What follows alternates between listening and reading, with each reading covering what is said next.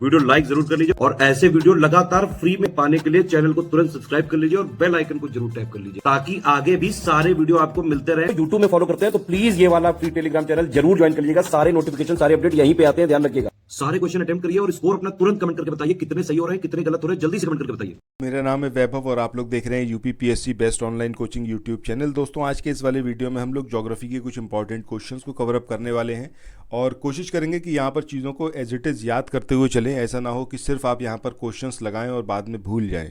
सो यहाँ पर छोटी छोटी सी ट्रिक्स बनाने की कोशिश करेंगे और इन चीज़ों को जो यहाँ पर दिया हुआ है सब कुछ याद करने की कोशिश भी करेंगे। आपको जस्ट इतना करना है कि अगर आपने अभी तक चैनल सब्सक्राइब नहीं किया है तो सब्सक्राइब ज़रूर कर लें और अगर आपको एक बार में चीज़ें याद ना हो तो एक दो बार और वीडियो को देख लीजिएगा, तो उसके बाद मैं 100% श्योर हूँ कि आपको सारी चीज़ें याद रहेंगी। अब मान लो पहला ये क्वेश्चन दे रखा है, इसमें आपसे पूछा गया है कि निम्न झीलों में से कौन विश्व की प्राचीनतम और सबसे गहरी झील है। अब यहाँ पर दो चीज़ें हैं। अब देखो जो आंसर है उससे पहले आंसर देख लेते हैं। आंसर क्या है हमारा? बैकाल। अब इसको इस तरीके से लिख लेते हैं, बै और काल। काल का कलर क्या होता है? काल का कलर क्या होता है आपका? काला। और कभी भी आप देखोगे डीप इनसाइड मतलब अगर कुआं कहीं आपने देखा है तो कुएं में आप झांक के देखोगे नीचे तो क्या होगा? एकदम काला, घनघोर काला होगा नीचे, बिल्कुल बॉटम पे आपको कुछ दिखाई नहीं पड़ेगा एक लिमिट के बाद। सो इसका मतलब क्या है कि जैसे जैसे हम नीचे जाते जाते हैं, काल के गर्त में जाते जाते हैं, वैसे वैसे और कलर कैसा होता है? काला होता ही रहता है। तो सबसे गहरी झील का मतलब क्या होगा? इतनी ज़्यादा गहरी है कि नीचे सब कुछ काला है। तो ये काला यहाँ से काल को हम काले से इंटरलिंक कर सकते हैं। याद रहेगा कि सबसे गहरी कौन सी है आपकी? बैकाल है। अब दूसरी बात ये आती है कि चलो ठीक है ये तो याद हुआ, बट प्राचीनतम है ये कैसे? जब हम काल की बात करें तो काल का ना कोई आदि ना कोई अंत, मतलब कब ये स्टार्ट हुआ नहीं पता, मतलब बहुत प्राचीन। ठीक है, तो इस तरीके से इसको यहाँ पर याद रखा जा सकता है। सो इसी तरीके से आगे हम हर एक क्वेश्चन में कोशिश करेंगे कि जहाँ कहीं पॉसिबल होगा वहाँ पर इस तरीके से कुछ ना कुछ ऐसा इंटरलिंक करेंगे कि जो ऑप्शन है और जो क्वेश्चन है वो अपने आप ही आंसर प्रोड्यूस करने लगे, आपको समझ में आ जाए देखते ही कि हाँ भाई ये तो इसका आंसर होगा पक्का। कन्फ्यूजन का कोई भी स्कोप रहे ही ना। नेक्स्ट क्वेश्चन जैसे यहाँ पर है कि क्षेत्रफल और आयतन के आधार पर विश्व की सबसे बड़ी झील ये कौन सी है? ये अरल सागर है, कैस्पियन सागर है, बैकाल झील है या फिर ये मिशिगन लेक है? तो सही आंसर सबसे पहले क्या होगा हमारा? कैस्पियन। अब ये देखो इसके नाम में सबसे पहली बात तो सागर लिखा हुआ है, तो झील से तो बहुत ज़्यादा बड़ा होगा। अब यहाँ पर हम क्या बात कर रहे हैं? हम क्षेत्रफल की भी बात कर रहे हैं, हम आयतन की भी बात कर रहे हैं। इस बेस पर दुनिया की सबसे बड़ी झील, नाम तो सागर है बट है ये झील। ठीक है, अब ये भाई सागर तो ये भी दे रखा है अरल, तो कैसे हमें समझ में आएगा कि कैस्पियन सागर ही इसका सही आंसर होगा? सो यहाँ पर सिंपली आप याद रख सकते हो कि इसका नाम जो है वो अरल सागर से कहीं ज़्यादा बड़ा है। तो ऑब्वियस सी बात है कि क्षेत्रफल और जब हम आयतन की बात करेंगे तो उस सेंस में यही बड़ा होगा। जैसे आप अरल सागर लिखो तो ये लिखोगे, कैस्पियन लिखोगे तो इस तरीके से लिखोगे। ठीक है, सो ये जो कैस्पियन सागर ऑब्वियस सी बात है कहीं ज़्यादा बड़ा है, इसकी स्पेलिंग ही कहीं ज़्यादा बड़ी है। और सागर है तो ऑब्वियस सी बात है झील तो कोई दूर दूर तक इससे कंपटीशन में होगी ही नहीं, सिर्फ वही होंगे जो इसके साथ में मतलब इनके आगे नाम में सागर लिखा हुआ है। इस तरीके से कैस्पियन सागर आप यहाँ पर याद रख सकते हैं। वैसे तो ये बहुत नॉर्मल से क्वेश्चन है एंड आई होप कि आपको पहले से आते होंगे, बट फिर भी जिनको नहीं पता था पहली बार चीज़ों को देख रहे हैं उनको एक बार में कैसे याद हो, ये मेरी यहाँ पर कोशिश है। अगला क्वेश्चन यहाँ पर है कि निम्न में से किसे झीलों की वाटिका बोला जाता है? ये फिनलैंड को, स्वीडन को, न्यूजीलैंड को या फिर ग्रीनलैंड को? तो सही आंसर क्या आएगा हमारा? फिनलैंड। अब देखो वैसे तो इसमें कोई ज़रूरत नहीं है कोई भी ट्रिक बनाने की, बट फिर भी अगर आप चाहो तो झीलों की जब हम बात कर रहे हैं तो झीलों पे आदमी क्या करने जाता है? सैर सपाटा करने जाता है, घूमने जाता है, फ़न करने जाता है। जब मैं बोल रहा हूँ फ़न करने जाता है, ठीक है, कहाँ पर जाता है? झीलों के आसपास फ़न करने जाता है। तो लोगों के लिए फ़न का एक लैंड तो ही हो गया, फन लैंड ही तो हो गया ये, फन लैंड। ठीक है, फन करने की वो जगह यानी कि फन लैंड, तो फन लैंड से ही हमारा क्या हो जाएगा? फिनलैंड। इस तरीके से यहाँ पर आप इसको इंटरलिंक कर सकते हो, अदरवाइज वैसे इसमें कोई ज़रूरत है नहीं। बहुत बेसिक क्वेश्चन है, मतलब जो आर ओ की तैयारी कर रहे हैं या फिर पीसीएस की तैयारी कर रहे हैं, बीईओ की, तो उनसे इतना तो एक्सपेक्ट किया ही जाएगा कि भाई साहब ये तो आपको पता होना चाहिए। बट अगर सपोज कर लो कभी कोई कन्फ्यूजन होता है तो अब कन्फ्यूजन नहीं होगा, तो कन्फ्यूजन भी यहाँ से दूर होगा। जो पहली बार साथी देख रहे हैं वो यहाँ पर चीज़ों को इस तरीके से याद रख भी पाएंगे। अगला क्वेश्चन है कि निम्नलिखित में से किसे 1000 झीलों का देश कहा जाता है? ये फिनलैंड है, स्वीडन है, ग्रीनलैंड है या फिर यूएसए? तो अभी हमने इसको देखा है भैया, Finland will be the correct answer. चलो नेक्स्ट क्वेश्चन की बात करते हैं। यहाँ पर पूछा गया है कि निम्नलिखित युग्मों में से सुमेलित नहीं है कौन सा? बाइलिंग झील, डोमिनिका, 5 फ्लावर झील Mongolia, red lagoon Bolivia, great slave झील ये कहाँ पर, कनाडा में। अब कौन सा है जो कि यहाँ पर सुमेलित नहीं है ये आपको बताना है। तो आंसर क्या होगा हमारा, ऑप्शन बी। ये जो 5 फ्लावर, आप लोग उत्तर प्रदेश पीसीएस की तैयारी कर रहे हैं, आप आरओ की तैयारी करना चाहते हैं, बीईओ की तैयारी करना चाहते हैं, इन तीनों एग्जाम की अगर आप तैयारी करने चाहते हैं तो स्टडी फॉर सिविल सर्विसेज के कोर्सेज को आप ज्वाइन कर सकते हैं कंप्लीट तैयारी के लिए। ये वन स्टॉप डेस्टिनेशन है, यहाँ पर आपको सब कुछ मिलेगा, जिसमें स्टडी मटेरियल रहेगा, टेस्ट सीरीज रहेंगी, पेड क्विज रहेंगी, सब कुछ आपको एक ही जगह पर मिलेगा।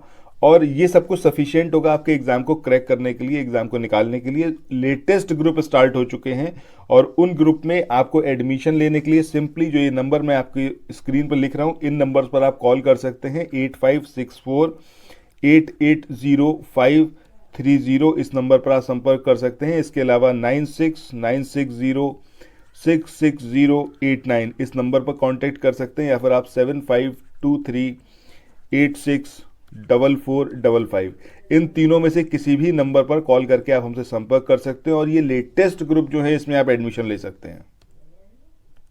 ये जो होती है कि याद कैसे रहेगा, अब यहाँ पर ध्यान से देखना है, यहाँ पर लिखा है ग्रेट स्लेव लेक और ये है आपका कनाडा। कैसे लिखते हैं कनाडा को, CANDA, ठीक है, कनाडा। अब यहाँ से सिंपली हमने कैन को उठा लिया इधर।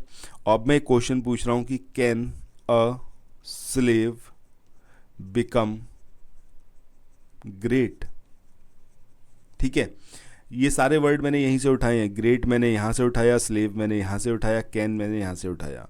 सो इतनी सी लाइन आपको याद रखनी है। जब भी आप देखोगे ग्रेट स्लेव लेव तो आपके दिमाग में एक क्वेश्चन अराइज होना चाहिए कि can a slave become great, ठीक है, क्या एक गुलाम कभी महान हो सकता है। इतना भर आपको बस अपने दिमाग में रिकॉल करना है। एक दो बार आप इसको रिवाइज कर लो, आप कभी भूलोगे नहीं। सीधे आप लगाओगे great slave lake will be located in Canada, हमेशा कोई कन्फ्यूजन नहीं होगा।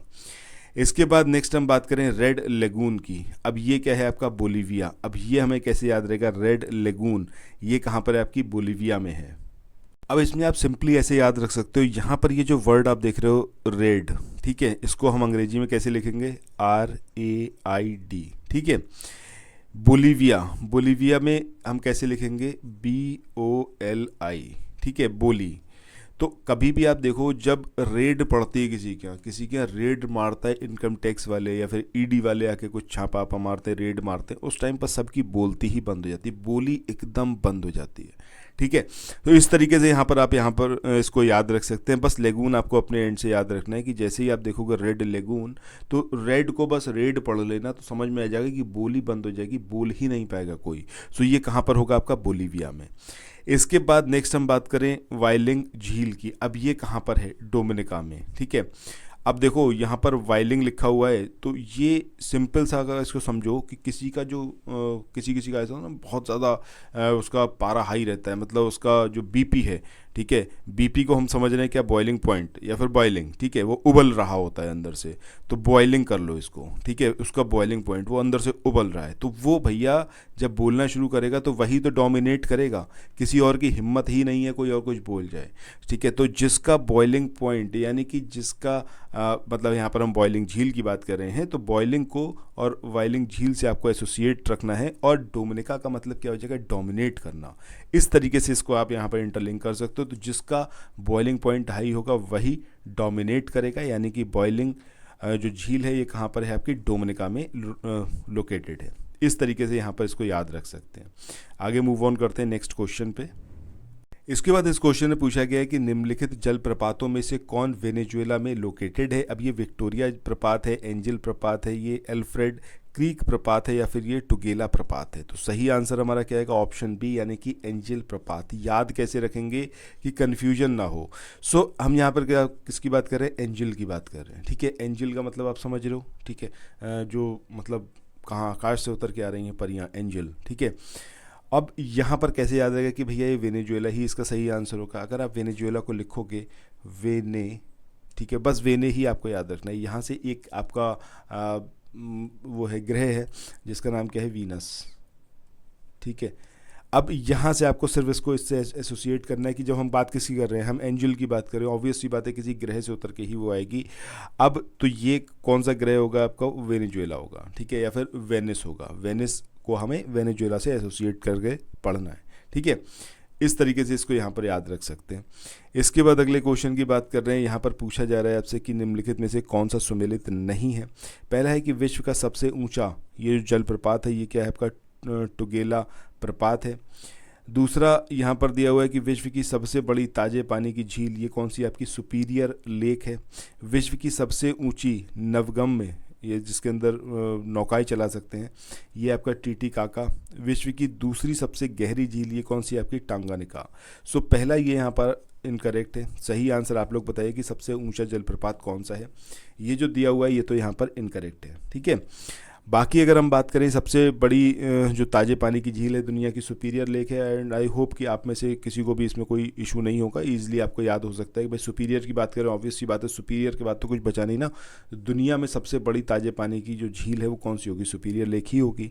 अब सबसे ऊँची जो नवगम्य लेक है इस पर नौका चला सकते हैं यहाँ पर, तो ये है आपके टीटीकाका। मतलब काका भी जो है यहाँ पर नौका चला सकते हैं सबसे ऊंची जगह पर, ठीक है, और वहाँ पर ये लोकेटेड है। इसके बाद विश्व की दूसरी सबसे गहरी झील, अभी तो हमने बैकाल को देखा था। अब बैकाल के बाद क्या, अब देखो यहाँ पर हमने बात क्या करी थी कि एक कुआं होगा, कुएं के अंदर आप झांक के देखोगे नीचे आपको एकदम काला दिखेगा, ठीक है। तो गहराई में जितना गहराई में जाएंगे तो वहाँ पर हमें सिर्फ काला दिखेगा। काला से ही हमने काल को एसोसिएट किया था और बैकाल को हमने याद रखा था। थोड़ा सा ऊपर देखोगे, अपनी टांग आप लटका दो, ठीक है। यहाँ पर क्या है, टांगानिका है ना, टांग को लटका दो, ऐसे समझ लो। ये टांग को लटका दिया, उसके बाद आपकी टांग भी जो है वो दिखाई पड़ना बंद हो जाएगी और यहाँ पर आपको काला दिखाई देगा। और सेकंड प्लेस पर कौन सी हो जाएगी आपकी, टांगानिका। ये दुनिया की दूसरी सबसे गहरी लेक है। इस तरीके से यहाँ पर इसको याद रख सकते हैं। इसके बाद अगले क्वेश्चन की बात करें कि कौन सी जलसंधि है जो यूरोप को अफ्रीका से पृथक करती है। अब ये बास्फोरस है, ये जिब्राल्टर है, ये डोबर है, या फिर ये है आपका बेरिंग। कौन सी है जो अफ्रीका को यूरोप को अफ्रीका से अलग करती है, फिर अफ्रीका को यूरोप से अलग करती है। सो सही आंसर हमारा यहाँ पर क्या होगा, ऑप्शन बी, यानी कि जिब्राल्टर। अब ये जिब्राल्टर है ये आपका यूरोप और अफ्रीका के बीच में पड़ती है जल संधि, ठीक है, और यूरोप को अफ्रीका से सेपरेट करती है। अब ये बात उठती है कि भाई याद कैसे रहेगा। अब जिब्राल्टर ये जो वर्ड है इसको आप स्प्लिट कर लो। कैसे, एक कर लो जेब्रा और एक आप कर लो अल्टर, ठीक है।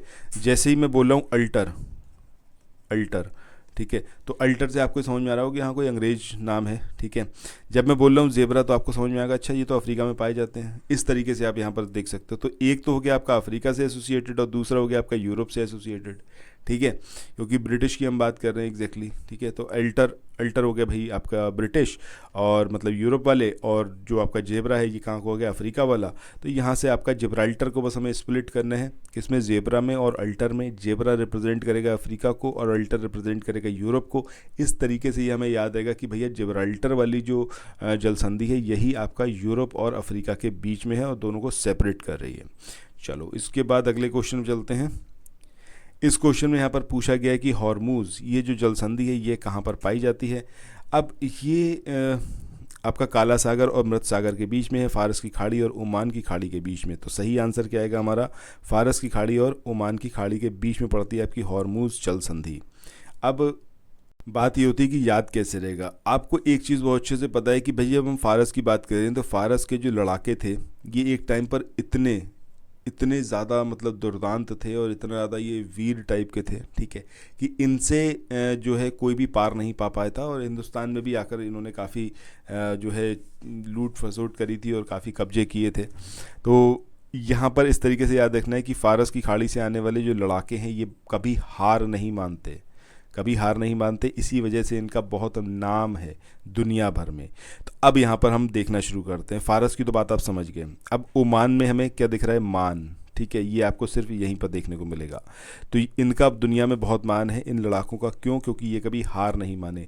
जब हम हॉर्मूज की बात कर रहे हैं तो यहाँ से ये मात्रा हटा दो, इधर से ये हटा दो, तो सिंपली आपको हार ये वर्ड इसके अंदर से दिखाई पड़ जाएगा। तो इस तरीके से आप इसको यहाँ पर याद रख सकते हो कि फारस के लड़ाके कभी हार नहीं माने, इसीलिए दुनिया में इनका बहुत नाम है, ठीक है, या फिर इनका बहुत मान है। इस तरीके से इसको याद रख सकते हैं। इसके बाद आज के सेशन के आखिरी क्वेश्चन की बात करते हैं। यहाँ पर पूछा गया है कि निम्नलिखित जल डमरू मध्यों में से किसी एक में से निकाली गई सुरंग यूनाइटेड किंगडम और फ्रांस को जोड़ती है।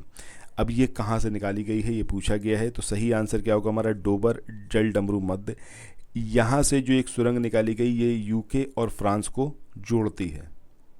अब फिर से क्वेश्चन वही कि भैया याद कैसे रहेगा। अब देखो यहाँ पर ये लिखा है क्या, डोवर। डोवर को मैं ऐसे लिख सकता हूँ दो वर, कोई दिक्कत नहीं होगी, ठीक है। तो कोई लड़की है, मान लो उसके लिए दो वर देखे गए, और दोनों कैसे देखे गए आपके, फिरंगी देखे गए, ठीक है। क्या फिरंगी जो है वर देखे गए, इसको अंग्रेजी में लिखें फिरंगी, ठीक है। अब यहाँ से देखो जब हमने फिरंगी बोला तो आपके दिमाग में एक चीज़ तुरंत आ जाएगी कि भैया फिरंगी तो हम किसको बोलते हैं, अंग्रेज़ों को बोलते हैं, मतलब यूके वालों को, ग्रेट ब्रिटेन के, जिन्होंने हम पे जो है इतने टाइम रूल किया, 200 साल के आसपास ये हिंदुस्तान में रहे। तो एक तो वो हो गए फिरंगी। अब दूसरा ये जो वर्ड है फिरंगी, इसमें अगर थोड़ा सा देखो FRA, ठीक है, FRA ये किसको रिप्रेजेंट करेगा, आपका फ्रांस को ही तो करेगा, ठीक है। तो यहीं से आपको समझ में आ जाएगा कि भैया ये जो डोवर है ये कहाँ पर है, आपका यूके और फ्रांस में। एक बार मैं पूरी ट्रिक रिपीट कर दे रहा हूँ कि जब हम डोवर की बात कर रहे हैं तो उसको हमें दो वर लिखना है। दो वर लिखे तो कोई लड़की है जिसके लिए रिश्ता आया, और वो दोनों वर जो हैं कैसे हैं, फिरंगी हैं। फिरंगी से हमें समझ में आ जाएगा यूनाइटेड किंगडम, और फिरंगी को जब अंग्रेजी में लिखेंगे तो FRA ये रिप्रेजेंट करेगा आपका फ्रांस को। इस तरीके से यूके और फ्रांस, इनके बीच में ये जो डोवर जल डमरू मध्य है, यहाँ से एक सुरंग निकाली गई है, ठीक है। इस तरीके से इसको हम यहाँ पर याद रख सकते हैं। सो दोस्तों, इसी के साथ आज के इस वाले सेशन को अब यहाँ पर एंड करते हैं। फिर मिलते हैं नेक्स्ट वीडियो में कुछ और इंटरेस्टिंग ट्रिक्स के साथ में। ट्रिक्स कई बार बहुत बेतुकी हो सकती हैं, एब्सर्ड हो सकती हैं, बट यकीन रखना ट्रिक वो सबसे ख़राब होती है जो सो वाली हो, मतलब ठीक है चलो ट्रिक है, अगर ऐसी होगी तो वो आपको कभी याद नहीं रहेगी। अगर ट्रिक बहुत एब्सर्ड होगी तो 100% याद रहेगी, मतलब जिसका कोई तालमेल ना बैठ रहा हो, आप हमेशा यही सोचते रहोगे अरे यार ये तो बड़ी ख़राब ट्रिक थी। लेकिन अगर ट्रिक बहुत अच्छी होगी तब भी आपको याद रहेगी। तो दोनों ही चीज़ें, जो बहुत अच्छी वाली है और बहुत ख़राब वाली हैं, आपको हमेशा याद रहती हैं। सो हमारी कोशिश यहाँ पर यही है कि हम अच्छी वाली बनाएं, बट कई बार ऐसा होगा कि बहुत एब्सर्ड ट्रिक भी बनेगी। सो उसको भी डाइजेस्ट करने की कोशिश करना। अल्टीमेट पर्पस सिर्फ इतना सा है कि चीज़ें जो हैं आपको कंफ्यूज ना करें। फैक्ट बहुत सारे होते हैं जिनको याद रखना बेहद ज़रूरी है, और एग्जामिनेशन में प्रॉब्लम क्रिएट ना हो, ये यहाँ पर कोशिश रहेगी। तो चैनल को सब्सक्राइब ज़रूर कर लेना ऐसी ही इंटरेस्टिंग ट्रिक्स को देखने के लिए और इनके माध्यम से चीज़ों को याद करने के लिए। तो फिर मिलते हैं नेक्स्ट वीडियो में। Till then, thank you so much, have a nice day, bye bye.